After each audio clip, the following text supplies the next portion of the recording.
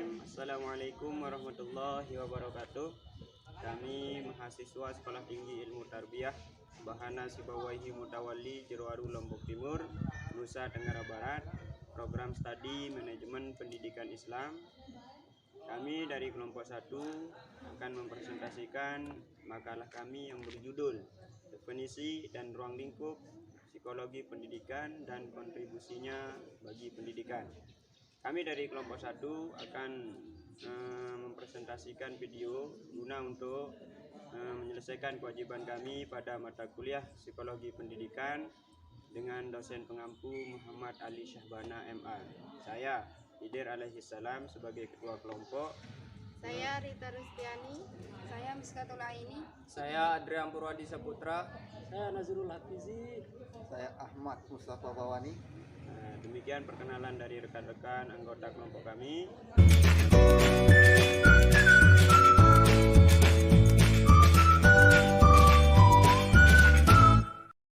Bismillahirrahmanirrahim. Assalamualaikum warahmatullahi wabarakatuh. Baiklah, saya akan mempresentasikan materi tentang psikologi pendidikan. Secara bahasa, psikologi berarti ilmu yang mempelajari tentang jiwa. Sedangkan secara istilah, psikologi didefinisikan sebagai ilmu pengetahuan yang berusaha menyelidiki semua aspek dasar tingkah laku manusia, baik yang bersifat jasmani maupun rohani, teoritis maupun praktik, dan individual maupun kelompok. Pendidikan merupakan pengajaran dan pelatihan. Menurut Kamus Besar Bahasa Indonesia, pendidikan adalah sebuah proses pengubahan sikap dan tata laku seseorang atau kelompok dalam usaha mendewasakan diri melalui upaya pengajaran dan pelatihan. Psikologi pendidikan adalah cabang dari psikologi yang dalam penguraian dan penelitiannya lebih menekankan pada masalah pertumbuhan dan perkembangan anak, baik fisik maupun mental, yang berhubungan dengan pendidikan, terutama yang mempengaruhi proses keberhasilan belajar. Selanjutnya, macam-macam psikologi yang berobjekkan manusia. Yang pertama, psikologi umum. Psikologi umum adalah psikologi yang menyelidiki dan mempelajari kegiatan-kegiatan atau aktivitas-aktivitas manusia pada umumnya. Yang kedua, psikologi khusus. Psikologi khusus adalah psikologi yang menyelidiki dan mempelajari segi-segi kekhususan dari aktivitas-aktivitas psikis manusia. Pada psikologi umum dibagi menjadi beberapa bagian. Yang pertama, psikologi perkembangan. Psikologi ini membahas tentang perkembangan psikis manusia dari masa bayi sampai tua, yang mencangkup psikologi anak, pemuda, orang dewasa, dan orang tua. Yang kedua, psikologi sosial. Pada psikologi ini membahas tentang psikis manusia, tingkah laku manusia yang berhubungan dengan situasi sosialnya. Yang ketiga, psikologi pendidikan. Pada psikologi ini membahas tentang tingkah laku manusia yang berhubungan dengan situasi pendidikan. Sekian materi dari saya. Assalamualaikum warahmatullahi wabarakatuh.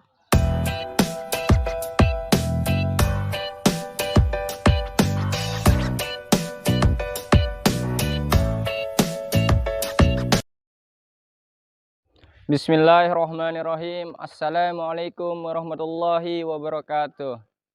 Baiklah, saya akan melanjutkan materi selanjutnya, yakni tentang ruang lingkup psikologi pendidikan. Jika kita bertanya, apa saja yang dibahas dalam ruang lingkup psikologi pendidikan?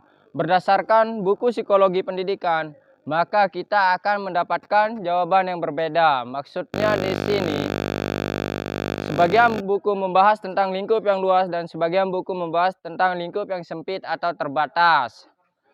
Nah, ruang lingkup yang luas membahas tentang proses belajar, perkembangan, dan hereditas dan lingkungan dan sebagainya. Sedangkan ruang lingkup yang sempit atau terbatas membahas tentang pada proses belajar mengajar saja.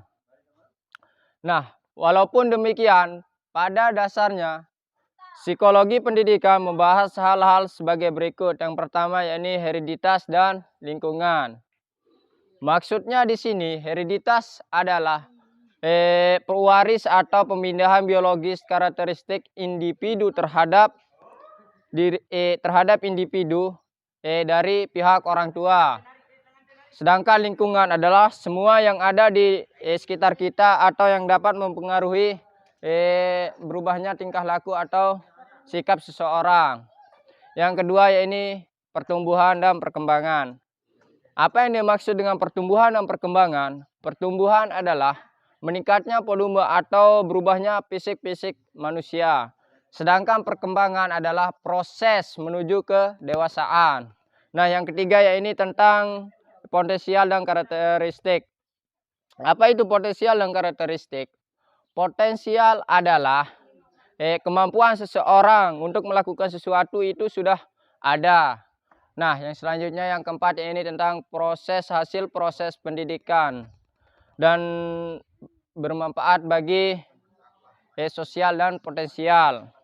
Maksudnya di sini adalah hasil proses belajar yang bermanfaat bagi individu dan berkelompok. Itulah yang dimaksud dengan potensial dan sosial. Dan yang kelima yakni tentang higiene mental dan pendidikan. Dan yang terakhir evaluasi. Evaluasi ini tentulah sangatlah berguna bagi seorang pendidik atau seorang guru untuk mengetahui sebatas mana kemampuan seorang pengajar atau seorang murid untuk mengetahui sebagaimana kemampuannya. Hanya ini yang dapat saya sampaikan, kurang lebihnya mohon maaf. Wabillahi taufiq wal hidayah. Wassalamualaikum warahmatullahi wabarakatuh.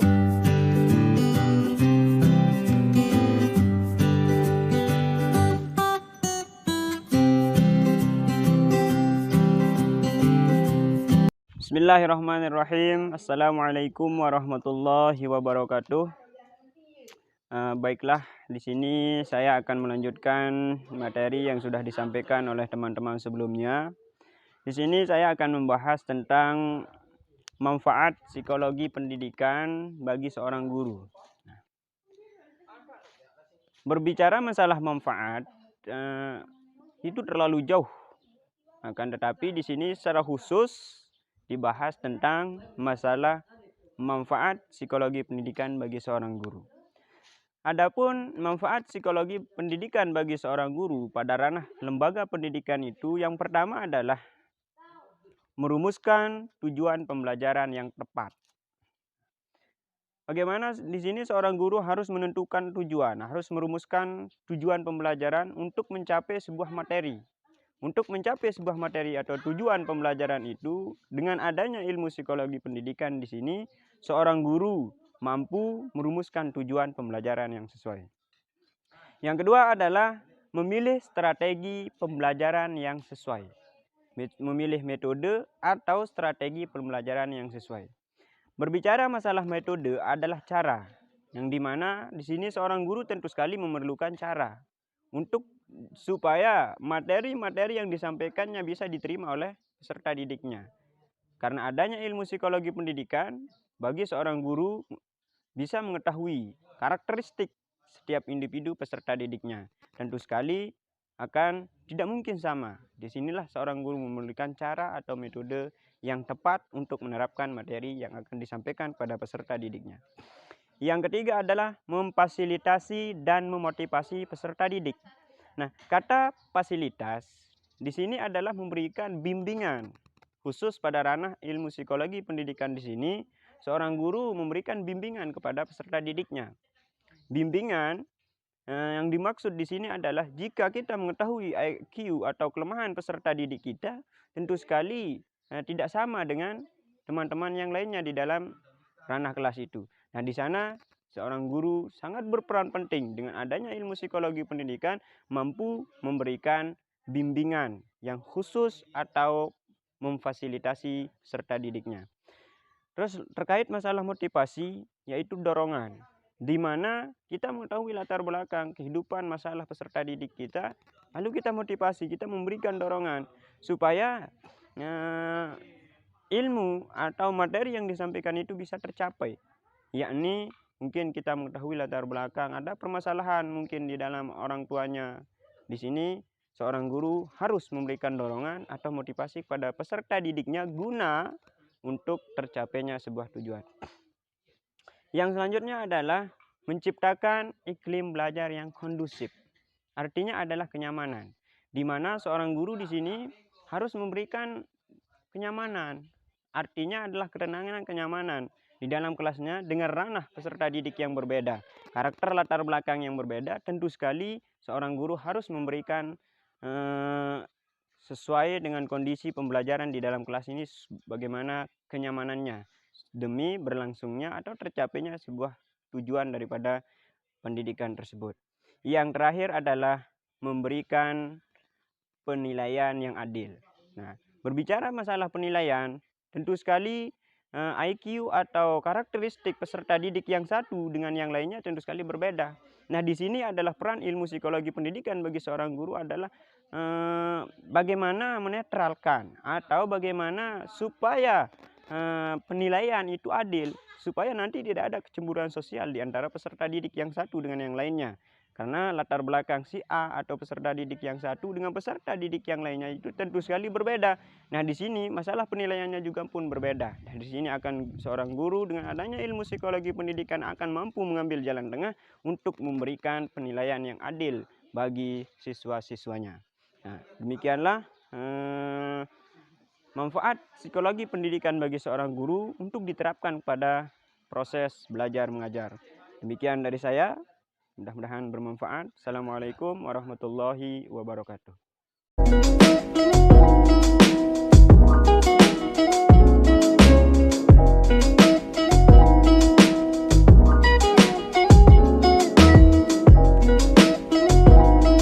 Assalamualaikum warahmatullahi wabarakatuh. Baiklah, saya akan melanjutkan materi yang selanjutnya, yakni hubungan psikologi dan ilmu pendidikan. Hubungan psikologi dan ilmu pendidikan tidak dapat dipisahkan satu dengan yang lainnya, karena psikologi dan ilmu pendidikan memiliki hubungan timbal balik. Pendidikan ialah suatu disiplin yang bertujuan untuk membimbing manusia sejak ia lahir hingga ia mati. Pendidikan tanpa dibarengi dengan psikologi tersebut tidak akan berhasil dengan baik, karena watak dan kepribadian ditunjukkan oleh psikologi tersebut. Oleh karena begitu eratnya psikologi dan ilmu pendidikan, maka lahirlah yang namanya psikologi pendidikan. Dasar-dasar psikologi ini sangat dibutuhkan oleh para pendidik untuk mengetahui apakah anak didiknya dalam keadaan baik saat mengikuti pelajaran ataukah tidak. Jika demikian, pendidik harus mengetahui dasar-dasar psikologi ini. Dasar-dasar psikologi ini tidak hanya memberikan pengetahuan tentang perilaku, namun dasar-dasar psikologi ini dapat membimbing pendidik untuk lebih bijaksana dalam menghadapi keberagaman karakteristik peserta didiknya, agar pembelajaran di dalam kelas dapat berjalan sesuai yang diinginkan dan tentunya sukses dan berhasil sesuai dengan visi misi lembaga pendidikan tersebut. Sekian dari saya. Assalamualaikum warahmatullahi wabarakatuh.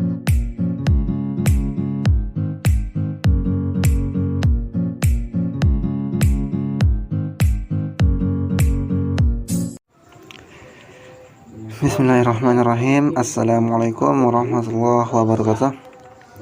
Baiklah, saya akan menyampaikan materi selanjutnya, yakni tentang kontribusi psikologi pendidikan bagi teori dan praktik. Kontribusinya yang pertama yakni terhadap pengembangan kurikulum, di mana pengembangan kurikulum ini merupakan salah satu usaha untuk mencapai tujuan pendidikan nasional. Karena kurikulum pendidikan setidaknya mampu menyediakan kesempatan kepada setiap individu untuk berkembang sesuai dengan potensi yang dimilikinya, baik dalam hal subjek matter maupun metode penyampaiannya. Kontribusinya yang kedua yakni kontribusinya terhadap pengembangan program pendidikan.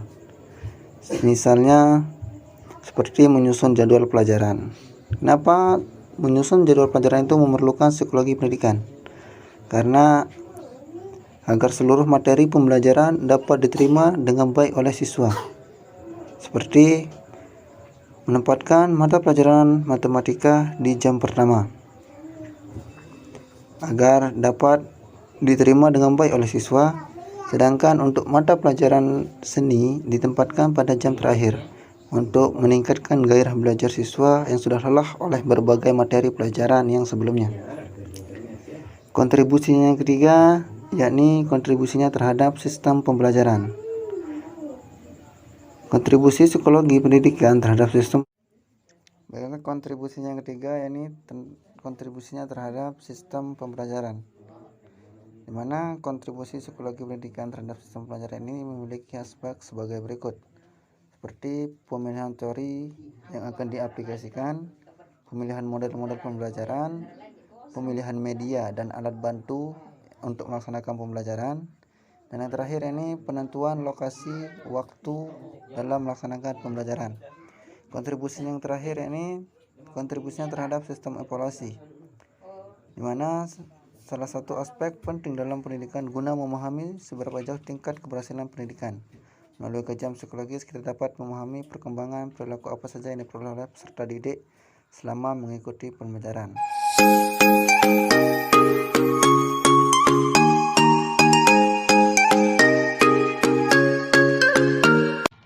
Bismillahirrahmanirrahim. Assalamualaikum warahmatullahi wabarakatuh. Langsung saja, saya di sini akan menyampaikan kesimpulan dari materi kami yang telah disampaikan oleh teman-teman saya sebelumnya. Psikologi secara bahasa berarti ilmu yang pelajari tentang jiwa, baik secara macam-macam gejalanya, prosesnya, maupun latar belakangnya. Psikologi ini juga lebih banyak dikaitkan dengan kehidupan organisme manusia. Dalam hubungan ini, psikologi dapat didefinisikan sebagai ilmu pengetahuan yang membahas tentang kehidupan organisme manusia yang sangat berkaitan dengan perilaku seseorang dalam kehidupannya. Sedangkan pendidikan adalah proses pengubahan sikap dan tata laku seseorang atau kelompok dalam usaha mendewasakan manusia melalui upaya pendidikan dan pengajaran. Dari uraian tersebut dapat disimpulkan bahwa psikologi pendidikan adalah cabang dari psikologi yang dalam penelitian dan penguraiannya lebih menekankan pada masalah pertumbuhan dan perkembangan anak, baik secara fisik maupun non-fisik. Objek kajian psikologi pendidikan, objek kajian ilmu psikologi pendidikan tanpa mengabaikan psikologi guru terletak pada peserta didik. Karena hakikat dalam pendidikan adalah pelayanan khusus bagi peserta didik. Oleh karena itu, objek kajian psikologi pendidikan selain teori-teori dalam psikologi pendidikan, tetapi lebih condong pada aspek psikologi pendidikan terhadap peserta didik dalam proses belajar.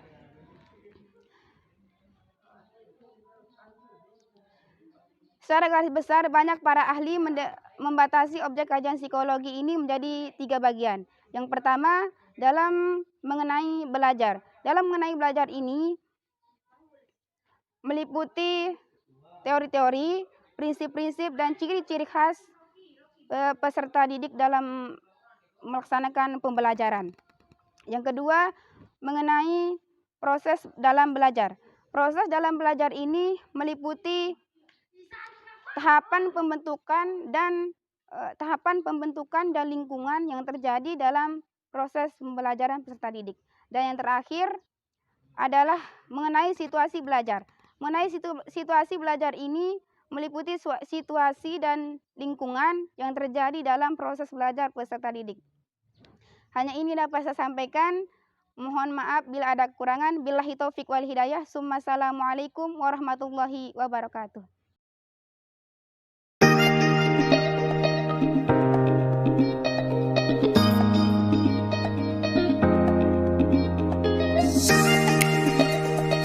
Demikianlah penyampaian materi dari kelompok 1 yang membahas tentang definisi dan ruang lingkup psikologi pendidikan dan kontribusinya bagi pendidikan.